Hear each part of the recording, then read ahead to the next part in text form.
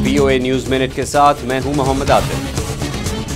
Afghan police के मुताबिक बुध को मुल्क के शमाली सूबे फरियाब के अलमार डिस्ट्रिक्ट के एक मसरूफ बाजार में एक खुदकुश बमबार ने बारूद से भरी गाड़ी का धमाका किया, जिसके नतीजे में 17 अफराद हलाक और 30 से ज़ायद जख्मी हो गए, जबकि हलाकतों की तादाद बढ़ने का अंदेशा है। अभी तक किसी तंजीम ने धमाके की जिम्मेदारी कबूल नहीं की।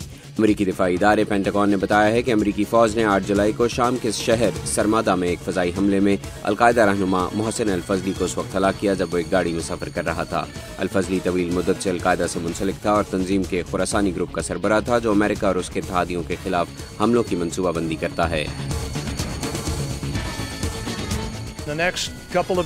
और अमरीकी secretary of state John Kerry खलीजी अरब रियासतों के अहलकारों से कतर में मुलाकात करेंगे और उन्हें फिर से यकीन दहानी कराएंगे कि खित्ते में ईरान के बढ़ते असर व रसूख को कम करने के लिए अमेरिका उनके साथ मिलकर काम करेगा।